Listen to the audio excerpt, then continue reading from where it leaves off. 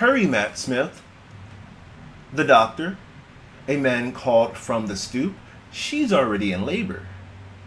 Good, the doctor called. That's what we've been waiting for, isn't it? Yeah, but it didn't start when we expected it. I watched them disappear inside the hall. What a hell of a time to be born, I thought.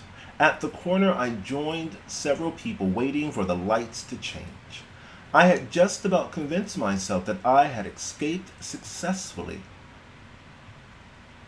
when a quiet, penetrating voice beside me said, "That was a masterful bit of persuasion, brother."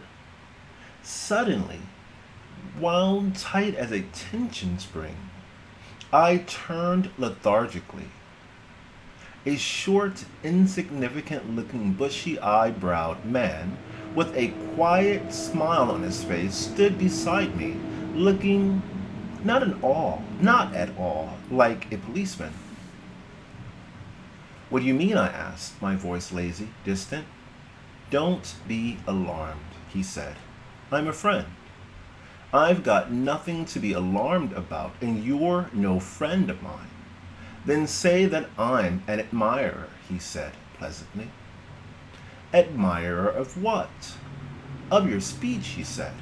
I was listening. What speech? I made no speech, I said. He smiled knowingly. I can see that you have been well trained.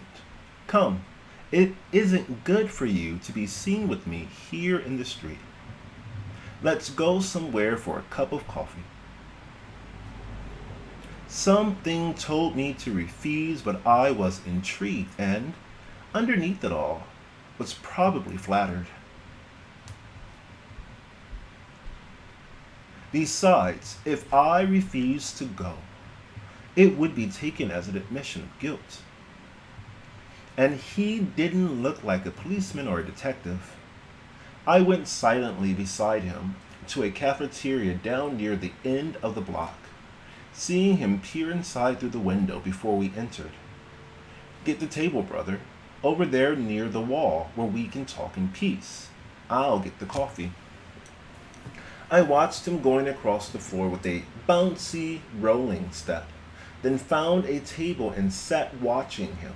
It was warm in the cafeteria. It was late afternoon now, and only a few customers were scattered at the table. I watched the man going familiarly to the food counter and ordering. His movements, as he peered through the brightly lighted shelves of pastry, were those of a lively small animal, a feis, interested in detecting only the target cut of cake. So he heard my speech. Well, I'll hear what he has to say, I thought, seeing him start toward me with his rapid, rolling, bouncy, heel and toey step. It was as though he had taught himself to walk that way, and I had a feeling that somehow he was acting a part. That something about him wasn't exactly real. An idea which I dismissed immediately, since there was a quality of unreality over the whole afternoon. He came straight to the table without having to look about for me, as though he had expected me to take that particular table and no other, although many tables were vacant. He was balancing a plate of cake on top of each cup, setting them down deftly, and shoving one toward me as he took his chair. I thought you might like a piece of cheesecake, he said. Cheesecake? Hakka, I said. I've never heard of it. It's nice. Sugar? Go ahead, I said. No, after you, brother. I looked at him, then poured 3 spoonfuls and shoved the shaker toward him. I was tense again. Thanks, I said, repressing an impulse to call him down about the brother business. He smiled, cutting into his cheesecake, hakka, with a fork and shoving far too large a piece into his mouth. His manners are extremely crude, I thought, trying to put him at a disadvantage in my own mind by poignantly taking a small piece of the cheesy stuff and placing it neatly into my mouth. You know, he said, taking a gulp of coffee, I haven't heard such an effective piece of eloquence since the days when I was well, in a long time. You aroused them so quickly to action. I don't understand how you managed it. If only some of our speakers could have listened. With a few words, you had them involved in action. Others would have still been wasting time with empty verbiage. I want to thank you for a most instructive experience. I drank my coffee silently. Not only did I distrust him, I didn't know how much I could safely say. The cheesecake here is good, he said, before I could answer. It's really very good. By the way, where did you learn to speak? Nowhere, I said, much too quickly. Then you're very talented. You are a natural. It's hard to believe. I was simply angry, I said, deciding to admit this much in order to see what he would reveal. Then your anger was skillfully controlled. It had eloquence. Why was that? Why? I suppose I felt sorry. I don't know. Maybe I just felt like making a speech. There was the crowd waiting, so I said a few words. You might not believe it, but I didn't know what I was going to say. Please, he said, with a knowing smile. What do you mean, I said. You try to sound cynical, but I see through you. I know. I listened very carefully to what you had to say. You were enormously moved. Your emotions were touched. I guess so, I said. Maybe seeing them reminded me of something. He leaned forward, watching me intensely now, the smile still on his lips.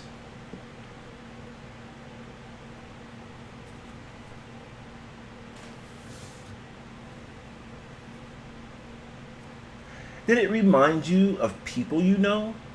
I guess it did, I said. I think I understand. You were watching a death. I dropped my fork. No one was killed, I said tensely. What are you trying to do? A death on the city pavements. That's the title of a detective story or something I read somewhere, he laughed. I only mean metaphorically speaking. They're living, but dead. Dead and living, a unity of opposites. A pause by the narrator. This last line is extremely coded. I can't imagine anyone has detected it or deciphered it. I only mean meta. Meta is that which comes after. Metaphysically, metaphorically, metaphysically, in the sense that I mean it, that you actually did it and you made a move. Metaphorically is that it appeared as if you spoke well, but when we're done with you, you will speak very well. He laughed. I only mean metaphorically speaking. They're living, but dead. Dead and living, a unity of opposites. Oh, I said, what kind of double talk was this? The old one, they're agrarian types, you know, being ground up by industrial conditions, thrown on the dump heaps and cast aside. You pointed it out very well. 87 years and nothing to show for it, you said. You were absolutely correct. I suppose that seeing them like that made me feel pretty bad, I said. Yes, of course. and you made an effective speech. But you mustn't waste your emotions on individuals. They don't count. Who doesn't count? I said. Those old ones, he said grimly. It's sad, yes, but they're already dead, defunct. History has passed them by. Unfortunate, but there's nothing to do about them. They're like dead limbs that must be pruned away so that the tree may bear young fruit, or the storms of history will blow them down. Better the storm hit them. Better the storm should hit them. But look, no. Let me continue. These people are old. Men grow old, and types of men grow old. And these are very old. All they have left is their religion. That's all they can think about, so they'll be cast aside. They're dead, you see, because they're incapable of rising to the necessity of the historical situation. But I like them, I said. I like them. They reminded me of the folks I know down south. It's taken me a long time to feel it, but they're folks just like me, except that I've been to school a few years. He wagged his round red head. Oh no, brother. You're mistaken and you're sentimental. You're not like them. Perhaps you were, but you're not any longer. Otherwise, you'd never have made that speech. Perhaps you were, but that's all past. Dead. You might not recognize it now, but that part of you is dead. You have not completely shed that self, that old agrarian self, but it's dead, and you will throw it off completely and emerge something new. History has been born in your brain. Look, I said, I don't know what you're talking about. I've never lived on a farm and I didn't study agriculture. But I do know why I made that speech. Then why? Because I was upset over seeing those old folks put out in the street. That's why. I don't care what you call it. I was angry. He shrugged. Let's not argue about it, he said. I have a notion you could do it again. Perhaps you would be interested in working for us. For whom? I asked, suddenly excited. What was he trying to do? With our organization. We need a good speaker for this district. Someone who can articulate the grievances of the people, he said. But nobody cares about their grievances, I said. Suppose they were articulated. Who would listen or care? They exist, he said with his knowing smile. They exist, and when the cry of protest is sounded, there are those who will hear it and act.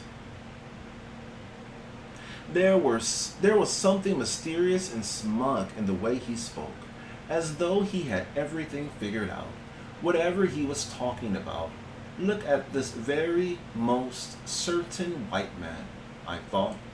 He didn't even realize that I was afraid, and yet he speaks so confidently. I got to my feet. I'm sorry, I said. I have a job, and I'm not interested in anyone's grievances but my own. But you were concerned with that old couple, he said with narrowed eyes. Are they relatives of yours? Sure, we're both black, I said, beginning to laugh. He smiled, his eyes intense upon my face. Seriously, are they your relatives? Sure, we were burned in the same oven, I said. The effect was electric. Why do you fellows always talk in terms of race and not hue? He snapped, his eyes blazing. What other terms do you know? I said, puzzled. You think I would have been around there if they had been white? He threw up his hands and laughed. "Let's not argue that now," he said. "You were very effective in helping them. I can't believe that you're such an individualist as you pretend. You appeared to be a man who knew his duty toward the people and performed it well. Whatever you think about it personally, you are a spokesman for your people, and you have a duty to work in their interest. He was too complicated for me. Look, my friend, thanks for the coffee and cake. I have no more interest in those old folks than in your job. I wanted to make a speech. I like to make speeches. What happened afterwards is a mystery to me. You picked the wrong man. You should have stopped one of those fellows who started yelling at the policeman." I stood up. "Wait a second," he said, producing a piece of envelope and scribbling something. "You might change your mind.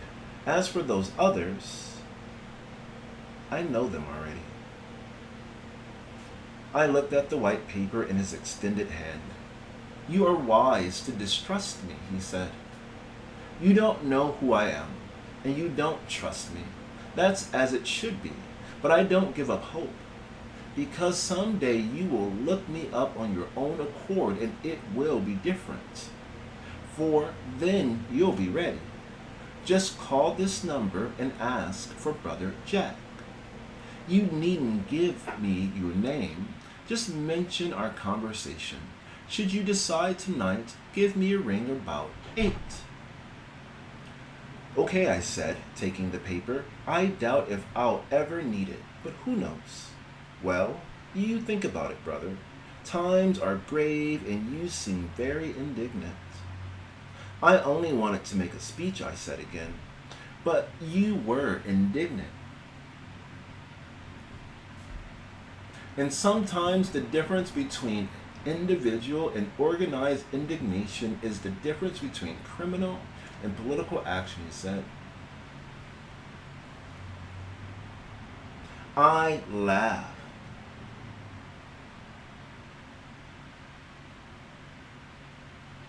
"So what? I'm neither a criminal nor a politician, brother. So you picked the wrong man. But thanks again for the coffee and cheesecake, brother." I left him sitting with a quiet smile on his face. When I had crossed the avenue, I looked through the glass, seeing him still there, and it occurred to me that he was the same man who had followed me over the roof. He hadn't been chasing me at all, but only going in the same direction. I hadn't understood much of what he had said, only that he had spoken with great confidence. Anyway, I had been the better runner. Perhaps it was a trick of some kind. He gave the impression that he understood much and spoke out of a knowledge far deeper than appeared on the surface of his words. Perhaps it was only the knowledge that he had escaped by the same route as I. But what had he to fear? I had made the speech, not he. That girl in the apartment had said that the longer I remained unseen, the longer I'd be effective. Which didn't make much sense either. But perhaps that was why he had run. He wanted to remain unseen and effective. Effective at what? No doubt he was laughing at me. I must have looked silly, hurtling across the roofs, and like a black-faced comedian shrinking from a ghost when the white pigeon shot up around me. To hell with him. He needn't be so smug. I knew of some things he didn't know. Let him find someone else. He only wanted to use me for something. Everybody wanted to use me for some purpose. Why should he want me as a speaker? Let him make his own speeches. I headed for home, feeling a growing satisfaction that I had dismissed him so completely.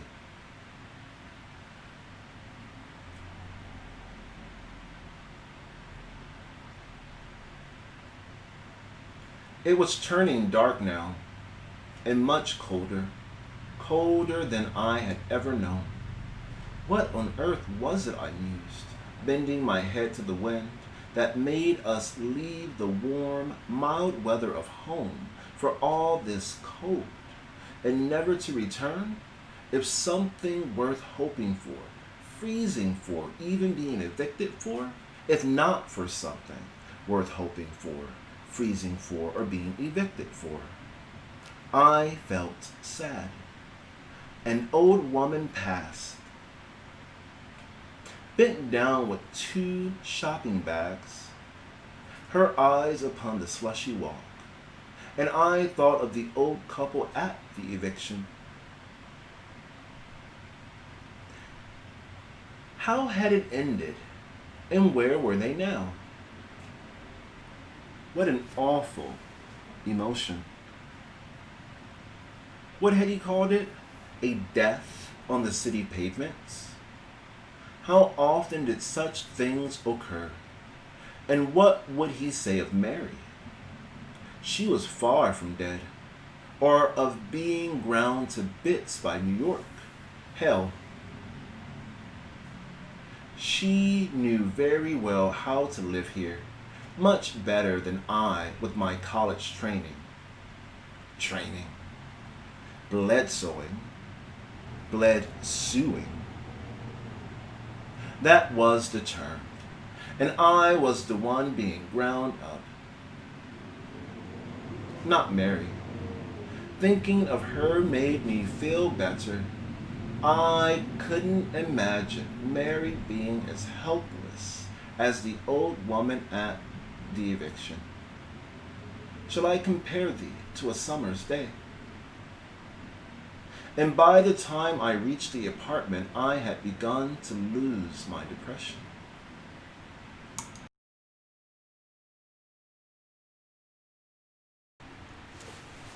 Invisible Man by Ralph Ellison. Vintage International.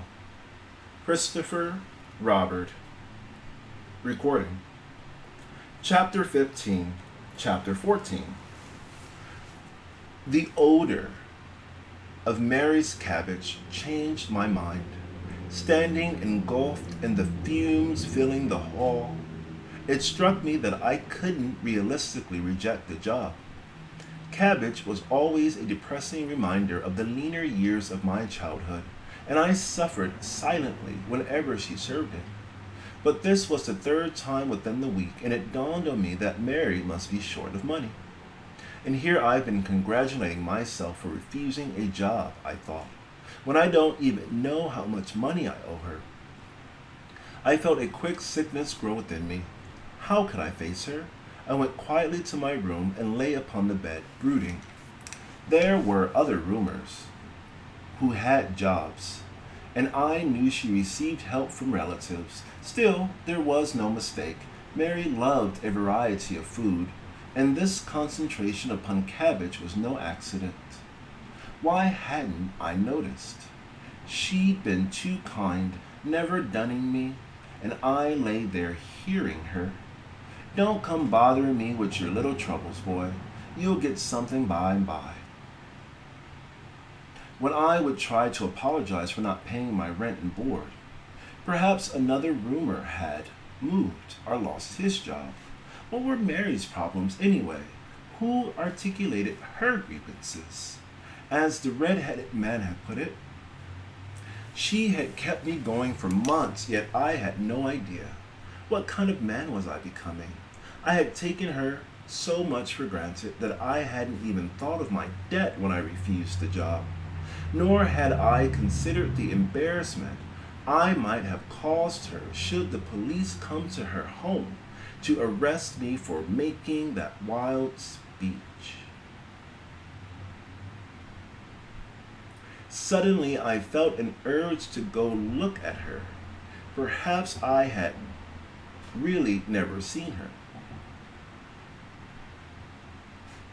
I had been acting like a child, not a man.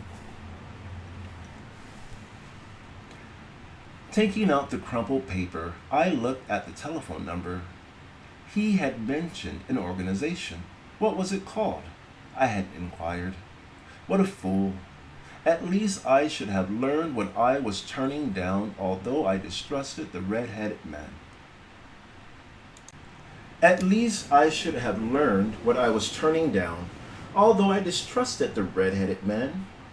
Had I refused out of fear as well as from resentment?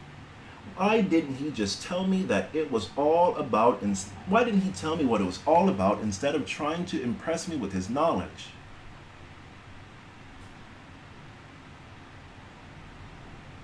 Then, from down the hall, I could hear Mary singing, her voice clear and untroubled, though she sang a troubled song. It was Backwater Blues. I lay listening as the sound flowed to and around me, bringing me a calm sense of my indebtedness. When it faded, I got up and put on my coat. Perhaps it was not too late. I would find a telephone and call him. Then he could tell me exactly what he wanted, and I could make a sensible decision. Mary heard me this time. "Boy, when you come home," she said, sticking her head out of the kitchen. "I didn't even hear you." "I came in a short while ago," I said. "You were busy, so I didn't bother you." "Then where are you going so soon? Ain't you going to eat supper?" "Yes, Mary," I said, "but I've got to go out now. I forgot to take care of some business." "Shucks, what kind of business you got on a cold night like this?" she said. Ice cold, ice cold. "Oh, I don't know. I might have a surprise for you." "Won't nothing surprise me," she said. "And you hurry on back here and get something hot in your stomach." Going through the cold, seeking a telephone booth, I realized that I had committed myself to bring her some kind of surprise. And as I walked, I became mildly enthusiastic. It was, after all, a job that promised to exercise my talent for public speaking. And if the pay was anything at all, it would be more than I had now. At least I could pay Mary something of what I owed her.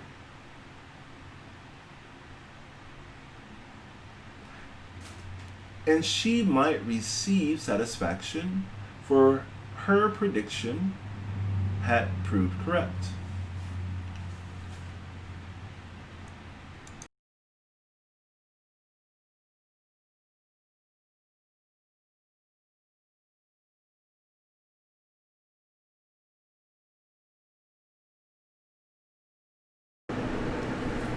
And she might receive some satisfaction that her prediction had proved correct. I seemed to be haunted by cabbage fumes. The little luncheonette in which I found the telephone was reeking. Brother Jack didn't sound at all surprised upon receiving my call. "Get here as quickly as you can. We're leaving shortly," he said, giving me a Lenox Avenue address and hanging up before I could finish my request. I went out into the cold, annoyed both by his lack of surprise and by the short, clipped manner in which he'd spoken. But I started out, taking my own time. It wasn't far. And just as I reached the corner of Lenox, a car pulled up and I saw several men inside, Jack among them, smiling. "Get in," he said. "We can talk where we're going. It's a party, you might like it." "But I'm not dressed," I said. "I'll call you tomorrow." "Dressed?" he chuckled. "You're all right. Get in." I got in beside him, and the driver, noticing that there were 3 men in the back. Then the car moved off. No one spoke. Brother Jack seemed to sink immediately into deep thought. The others looked out into the night. It was as though we were mere chance passengers in a subway car. I felt uneasy, wondering where we were going, but decided to say nothing. The car shot swiftly over the slush. Looking out at the passing night, I wondered what kind of men these were. Certainly, they didn't act as though they were headed for a very sociable evening.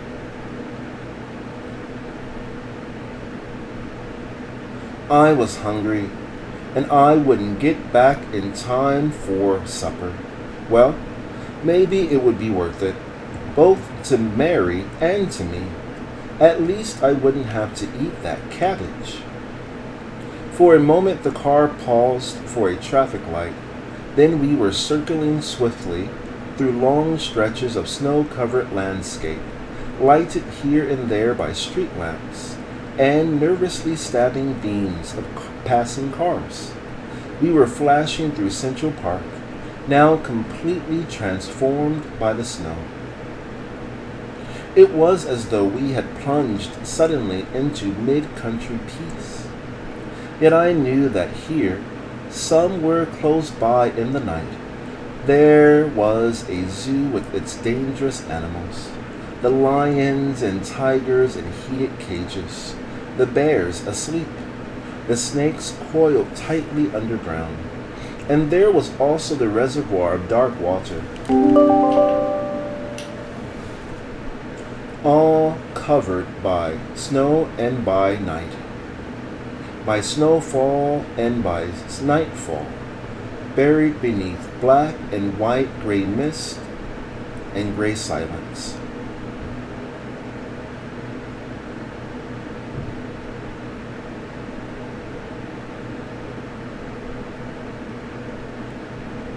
Then past the driver's head, I could see a wall of buildings looming beyond the windshield. The car nosed slowly into traffic, dropped swiftly down a hill.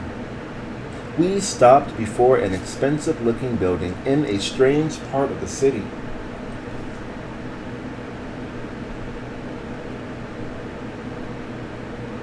I could see the word Chthonian on the storm awning stretched above the walk as I got out with the others and went swiftly toward a lobby lighted by dim bulbs set behind frosted glass. Chthonian means one from below the earth. Going past the uniformed doorman with an uncanny sense of familiarity, feeling now, as we had entered a soundproof elevator and shot away at a mile a minute, that I had been through it all before. Then we were stopping with a gentle bounce, and I was uncertain whether we had gone up or down. Brother Jack guided me down the hall to a door on which I saw a bronze door knocker in the shape of a large-eyed owl. Now he hesitated a moment, his head thrust forward as though listening. Then his hand covered the owl from view, producing instead of the knock which I expected, an icy peal of clear chimes. Shortly, the door swung partly open, revealing a smartly dressed woman, whose hard, handsome face broke into smiles. "Come in, brothers," she said, her exotic perfume filling the foyer. I noticed a clip of blazing diamonds on her dress. As I tried to stand aside for the others, but Brother Jack pushed me ahead. "Excuse me," I said, but she held her ground, and I was pressing tensely against her perfumed softness.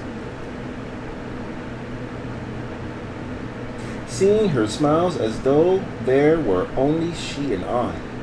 Then I was past, disturbed not so much by the close contact as by the sense that I had somehow been through it all before.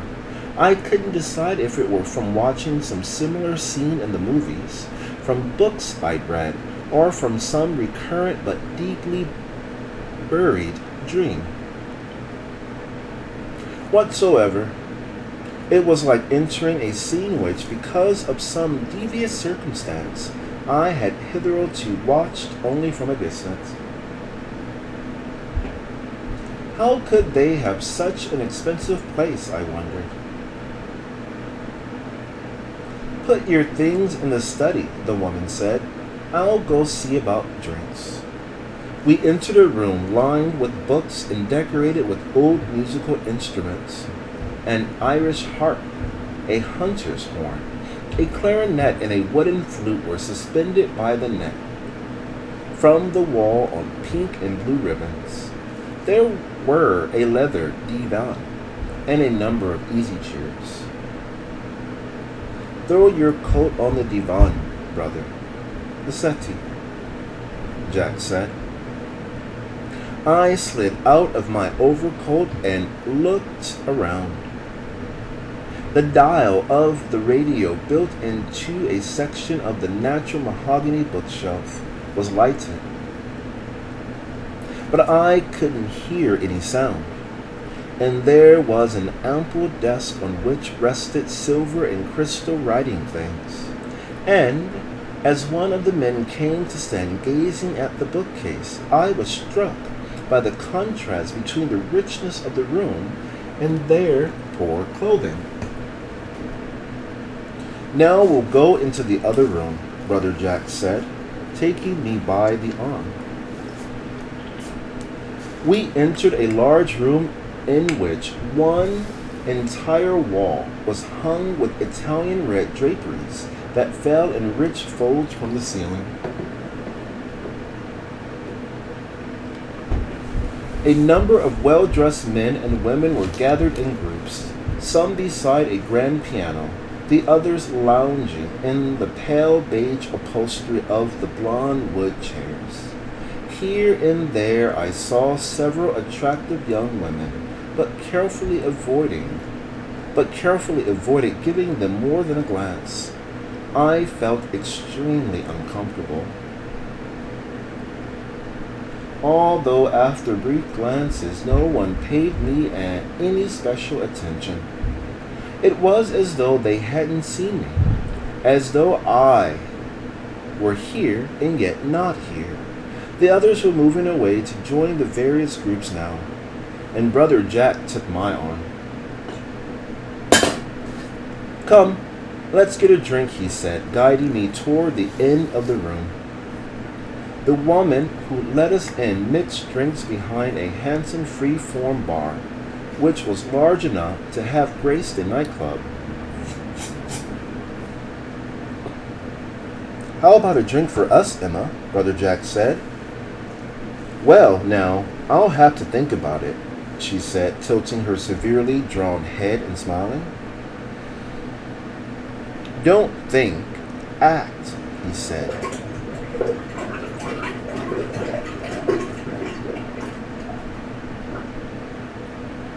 Tilting her severely drawn head and smiling. Don't think, act, he said. We're very thirsty men. This young man pushed history ahead 20 years today. Oh, she said, her eyes becoming intent. You must tell me about him. Just read the morning papers, Emma. Things have begun to move. Yes, leap ahead. He laughed deeply. What would you like, brother? She said, her eyes brushing slowly over my face. Bourbon, I said, a little too loudly. As I remembered the best the South had to offer. My face was warm, but I returned her glance as steadily as I dared. It was not the harsh, uninterested in you as a human being stare that I'd known in the South, the kind that swept over a black man as though he were a horse or an insect. It was something more, a direct, what type of mere man have we here kind of look that seemed to go beneath my skin. Somewhere in my leg a muscle twitched violently. Emma, the bourbon. 2 bourbons, Brother Jack said. You know, she said, picking up a decanter, I'm intrigued. Naturally. Always, he said. intrigued and intriguing, but we're dying of thirst. Only of impatience, she said, pouring the drinks. I mean, you are. Tell me, where did you find this young hero of the people? I didn't, Brother Jack said. He simply arose out of a crowd. The people always throw up their leaders, you know. Throw them up, she said.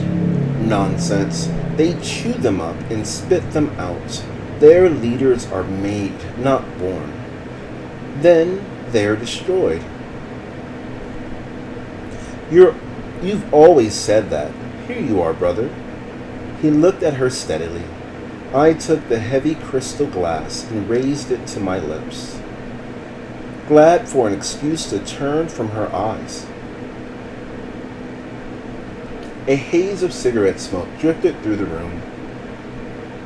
I heard a series of rich arpeggios sound on the piano behind me and turned to look, hearing the woman Emma say not quite softly enough, "But you don't think he should be a little blacker?"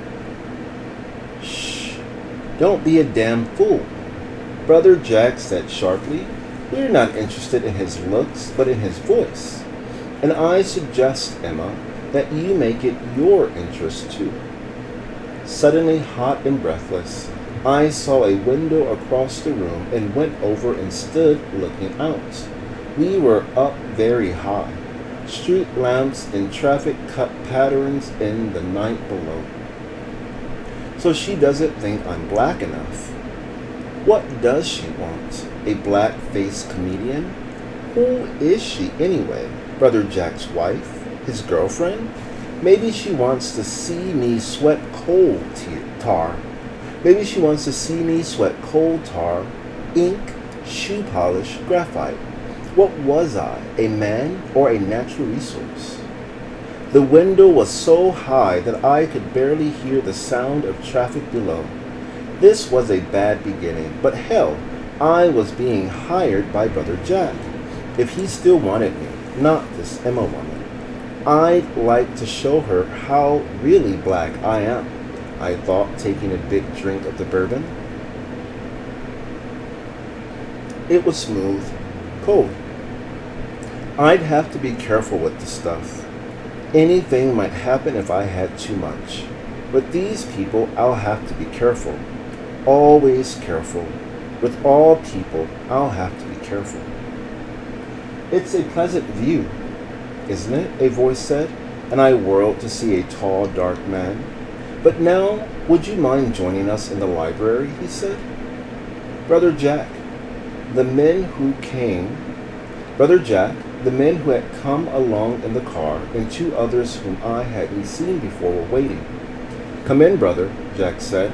Business before pleasure is always a good rule, whoever you are. Some day the rule shall be business with pleasure, for the joy of labor shall have been restored. Sit down. I took the chair directly before him, wondering what this speech was all about. You know, brother, he said, we don't ordinarily interrupt our social gatherings with business, but with you it's necessary. I'm very sorry, I said. I should have called you earlier. Sorry? Why? We're only too glad to do so. We've been waiting for you for months, or for someone who could do what you've done. But what? I said. What are we doing? What is our mission? It's simple.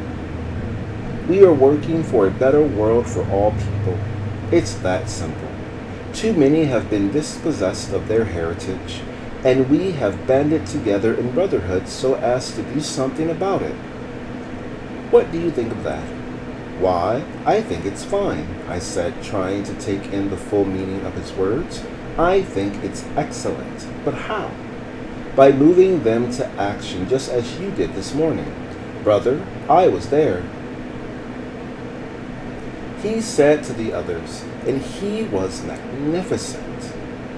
With a few words, he set off an effective demonstration against evictions. I was present too, another said. It was amazing. Tell us something of your background, Brother Jack said, his voice and manner demanding truthful answers. And I explained briefly that I had come up looking for work to pay my way through college and had failed. Do you still plan to return? Not now, I said. I'm all done with that. It's just as well, Brother Jack said. You have to learn down there. You have little to learn down there. However, college training is not a bad thing.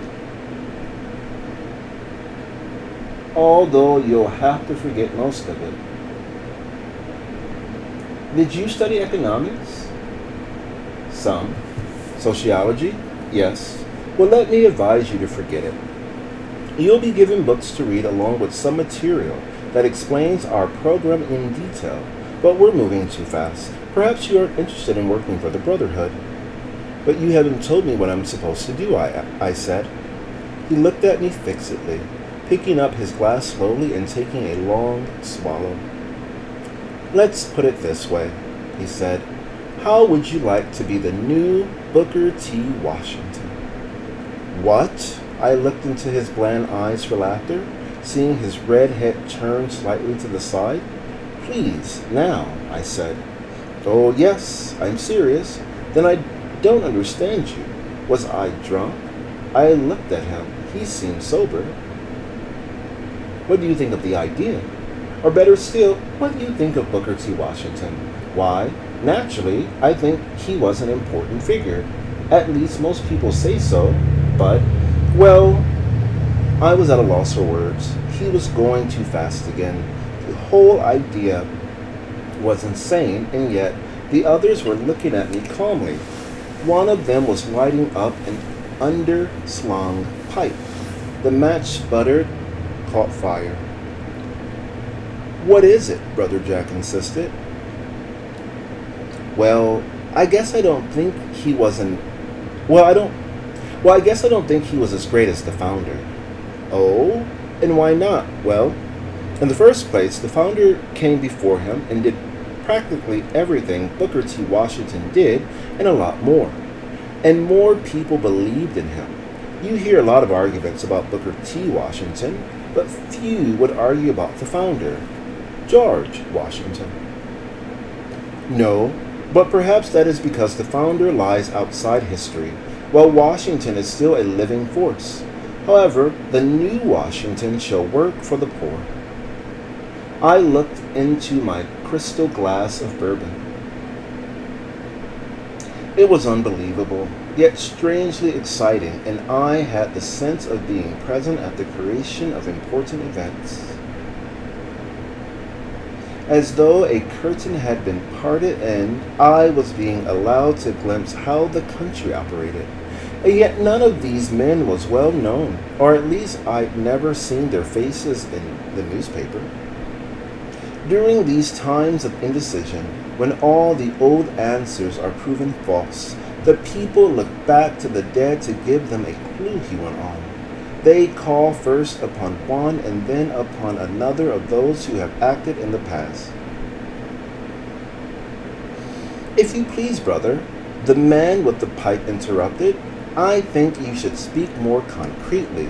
Please don't interrupt, Brother Jack said icily. I wish only to point out that a scientific terminology exists, the man said, emphasizing his words with his pipe.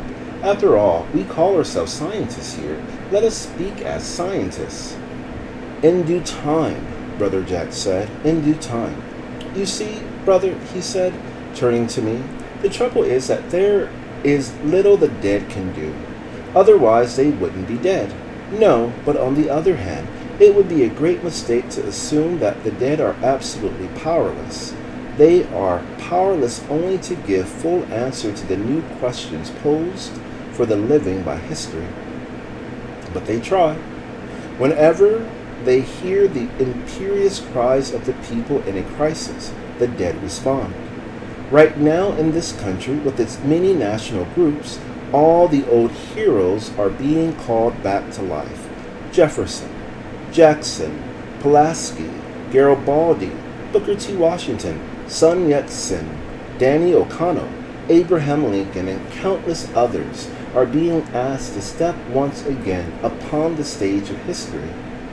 I can't say too emphatically that we stand at a terminal point in history, a moment of supreme world crisis. Destruction lies ahead unless things are changed, and things must be changed, and changed by the people.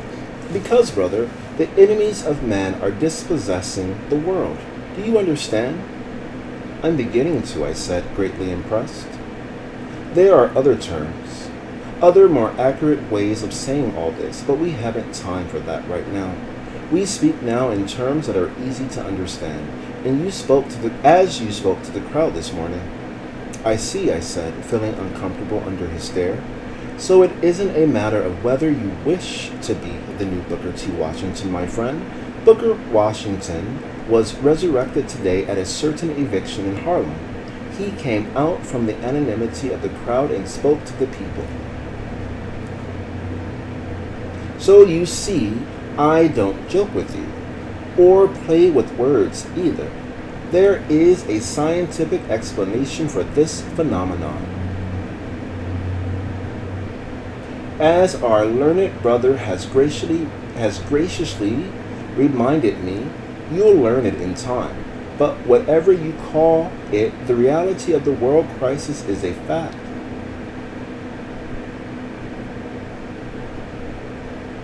We are all realists here, and materialists. It is a question of who shall determine the direction of events. That is why we've brought you into this room. This morning you answered the people's appeal, and we want you to be the true interpreter of the people. You shall be the new Booker T. Washington, but even greater than he. There was silence. I could hear the wet cracking of the pipe. Perhaps we should allow the brother to express himself as to how he feels about all this, the brother with the pipe said. Well, brother, Brother Jack said. I looked into their waiting faces. It's all so new to me that I don't know exactly what I think, I said. Do you really think you have the right man? You mustn't let that worry you, Brother Jack said. You will rise to the task. It is only necessary that you work hard and follow instructions. They stood up now. I looked at them, fighting a sense of unreality. They stared at me as the fellows had done when I was being initiated into my college fraternity. Only this was real, and now was the time for me to decide or to say I thought they were crazy and go back to Mary's. But what is there to lose, I thought. At least they've invited me, one of us, in at the beginning of something big, and besides, if I refused to join them, where would I go? To a job as porter at the railroad station? At least here was a chance to speak. When shall I start? I said. Tomorrow. We must waste no time. By the way, where are you living? I rent a room from a woman in Harlem, I said. A housewife? She's a widow, I said. She rents rooms. What is her educational background? She's had very little.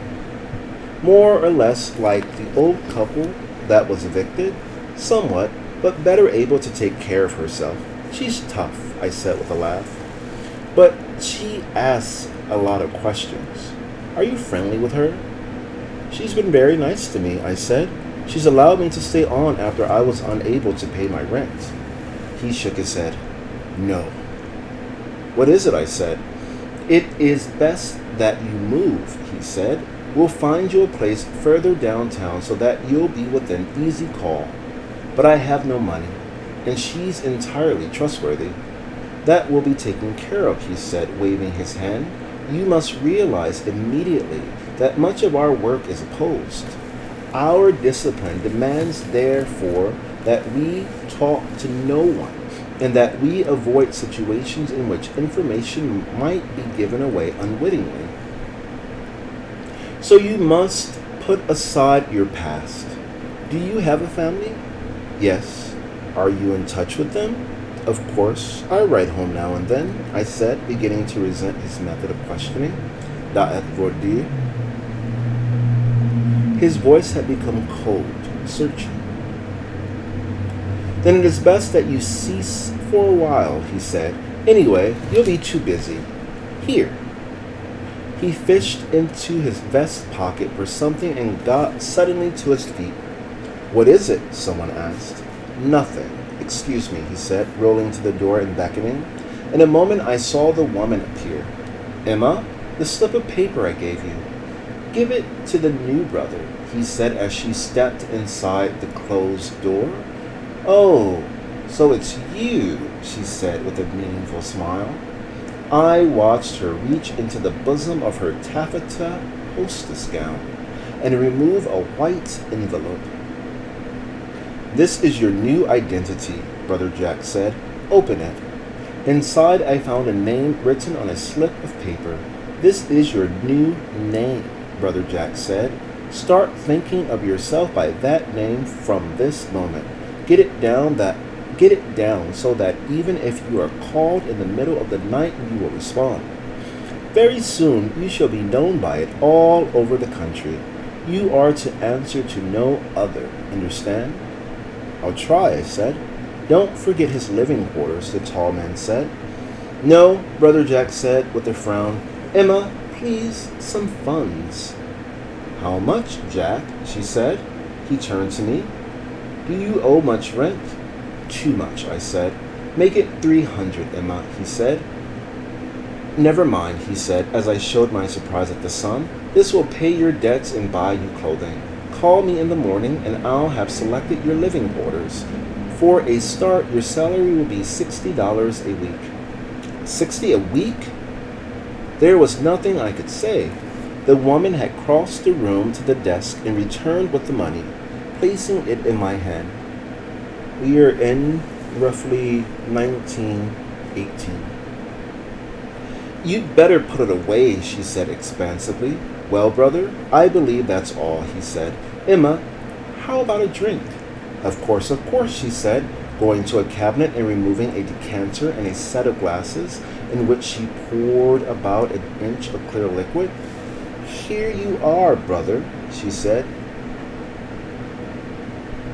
Taking his, Brother Jack raised it to his nose, inhaling deeply, to the brotherhood of man, to the brotherhood of man, to history and to change, he said, touching my glass. To history, we all said. The stuff burned, causing me to lower my head to hide the tears that popped from my eyes. Someone said with a deep satisfaction. Come along, Emma said. Let's join the others. Now for some pleasure, Brother Jack said. And remember your new identity. I wanted to think, but they gave me no time. I was swept into the large room and introduced by my new name. Everyone smiled and seemed eager to meet me, as though they all knew the role I was to play. All grasped me warmly by the hand. What is your opinion of the state of women's rights, brother? I was asked by a plain woman in a large black velvet gown. But before I could open my mouth, Brother Jack had pushed me along to a group of men, one of whom seemed to know all about the eviction. Nearby, a group around the piano were singing folk songs with more volume than melody. We moved from group to group, Brother Jack very authoritative, the others always respectful. He must be a powerful man, I thought, not a clown at all. But to hell with this Booker T. Washington business. I would do the work, but I would be no one except myself, whoever I was. I would pattern my life on that of the founder. They might think I was acting like Booker T. Washington. Let them. But what I thought of myself, I would keep to myself. Yes, and I'd have to hide the fact that I had actually been afraid when I made my speech. Suddenly, I felt laughter bubbling inside me. I'd have to catch up with this science of history business. We had come to stand near the piano now, where an intense young man questioned me about various leaders of the Harlem community. I knew them only by name, but pretended that I knew them all. Good, he said. Good. We have to work with all of these forces during the coming period.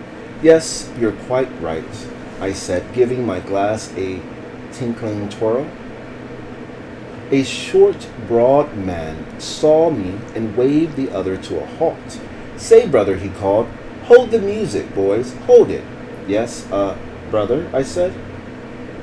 You're just who we need. We've been looking for you.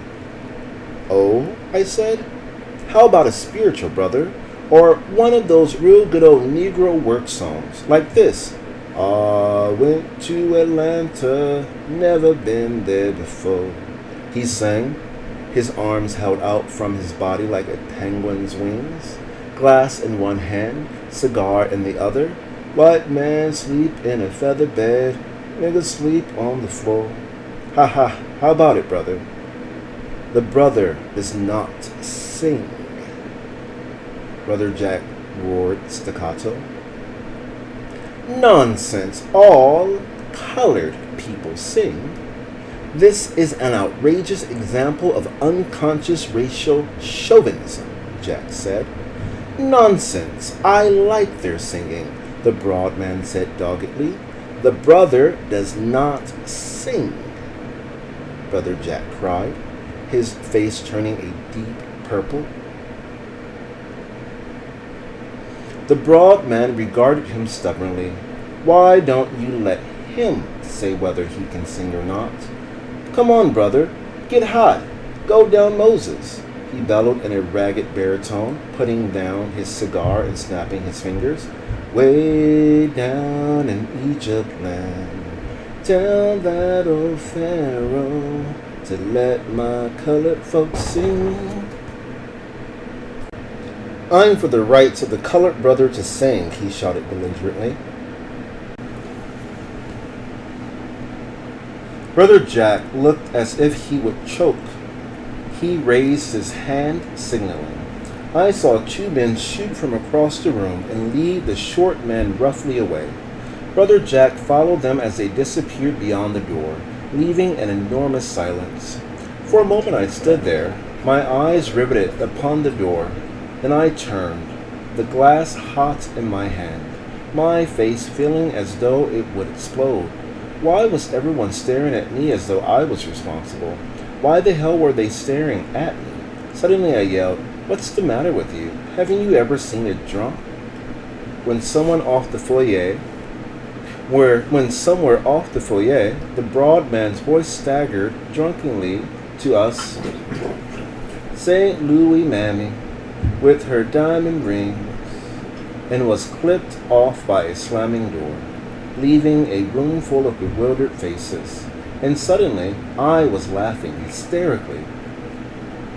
He hit me in the face, I wheezed.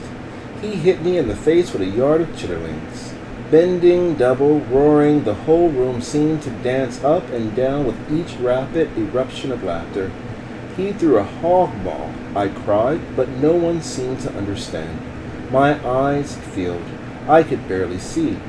He's high as a Georgia pine, I laughed, turning to the group nearest me. He absolutely drunk. He's absolutely drunk. Off music. Yes, sure, a man said nervously. Ha ha. 3 sheets in the wind, I laughed, getting my breath now, and discovering that the silent tension of the others was ebbing into a ripple of laughter that sounded throughout the room, growing swiftly to a roar, a laugh of all dimensions, intensities and intonations. Everyone was joining in. The room fairly bounced.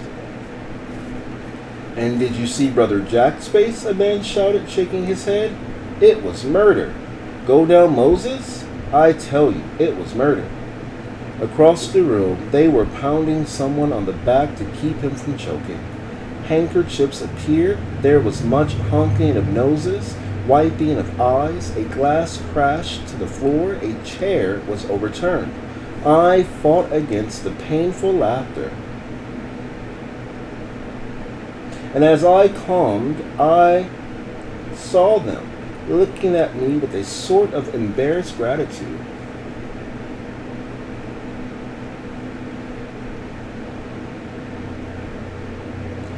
It was sobering, and yet they seemed bent upon pretending that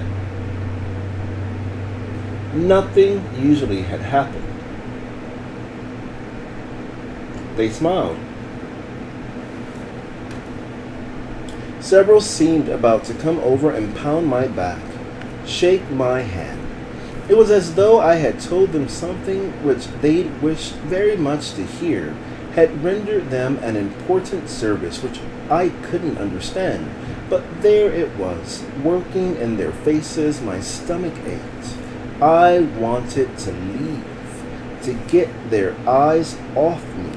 Then a thin little woman came over and grasped my hand. "I'm so sorry that this had to happen," she said in a slow Yankee voice. "Really and truly sorry. Some of our brothers aren't so highly developed, you know. Although they mean very well, you must allow me to apologize for him." "Oh, he was only tipsy," I said, looking into her thin New England face. "Yeah, I know, and revealingly so. I would never ask our colored brothers to sing, even though I love to hear them, because I know that it would be a very backward thing. You are here to fight along with us, not to entertain. I think you understand me, don't you, brother?" I gave her a silent smile. "Of course you do. I must go now." "Goodbye," she said, extending her little white gloved hand and leaving. It was puzzled. I was puzzled. Just what did she mean? Was it that she understood that we resented having others think that we were all entertainers and natural singers? But now, after the mutual laughter, something disturbed me. Shouldn't there be some way for us to be asked to sing? Shouldn't the short man have had the right? Shouldn't the short man have the right to make a mistake without his motives being considered, consciously or unconsciously malice? After all, he was singing, or trying to. What if I asked him to sing? I watched the little woman, dressed in black like a missionary, winding her way through the crowd. What on earth was she doing here? What part did she play? Well, whatever she meant, she's nice, and I like her. Just then, Emma came up and challenged me to dance, and I led her toward the floor as the piano played, thinking of the vet's prediction and drawing her to me as though I danced with such as her every evening. For having committed myself, I felt that I could never allow myself to show surprise or upset.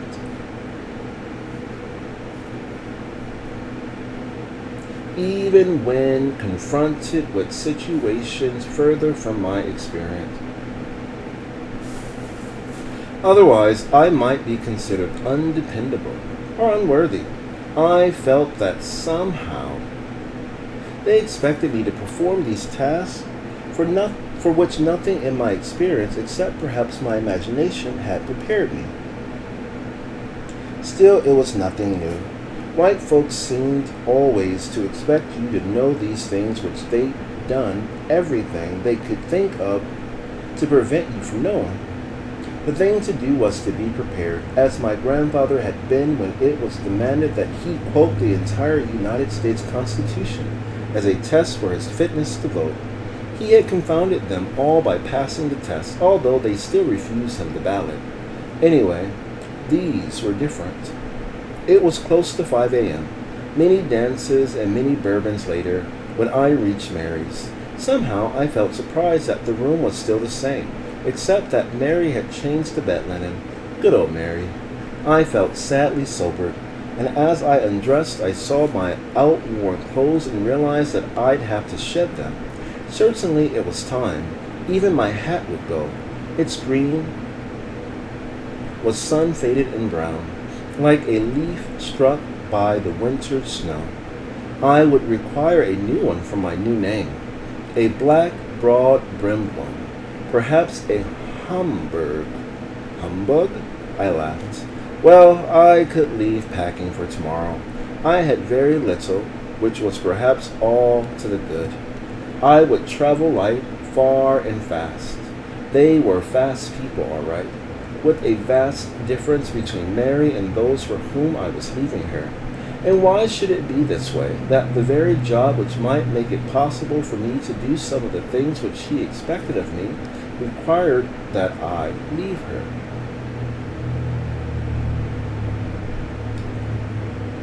What kind of room would Brother Jack select for me?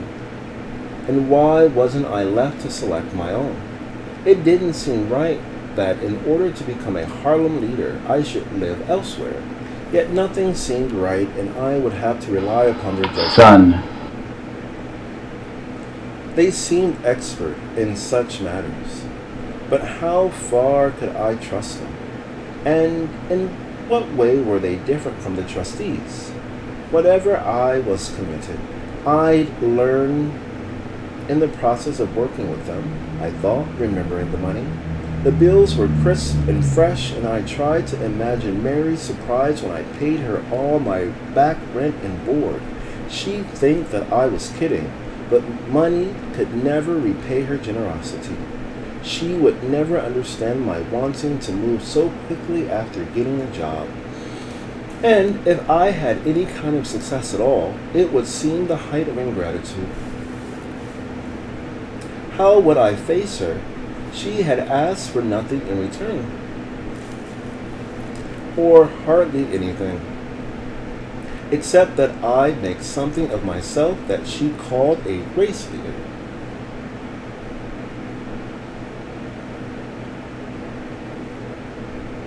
I shivered in the cold. Telling her that I was moving would be a hard proposition. I didn't like to think of it, but one couldn't be sentimental. As Brother Jack had said, history makes harsh demands of us all. But they were demands that had to be met if men were to be masters and not the victims of their times. Did I believe that? Perhaps I had already begun to pay. Besides, I might as well admit right now, I thought, that there are many things about people like Mary that I dislike. For one thing, they seldom know where their personalities end and yours begin. They usually think in terms of we, while I have always tended to think in terms of me. And that has caused some friction, even with my own family. Brother Jack and the others talked in terms of we, but it was a different, bigger we. Well, I had a new name and new problems. I had best leave the old behind. Perhaps it would be best not to see Mary at all. Just place the money in the envelope and leave it on the kitchen table where she'd be sure to find it. It would be better that way, I thought drowsily. Then there'd be no need to stand before her and stumble over emotions and words that were at best all snarled up and undifferentiated. One thing about the people at the Chthonian, they all seemed able to say just what they felt and meant in hard, clear terms. That too I'd have to learn. I stretched out beneath the covers, hearing the springs groan beneath me. The room was cold. I listened to the night sounds of the house. The clock ticked with empty urgency, as though trying to catch up with the time. In the street, a siren howled.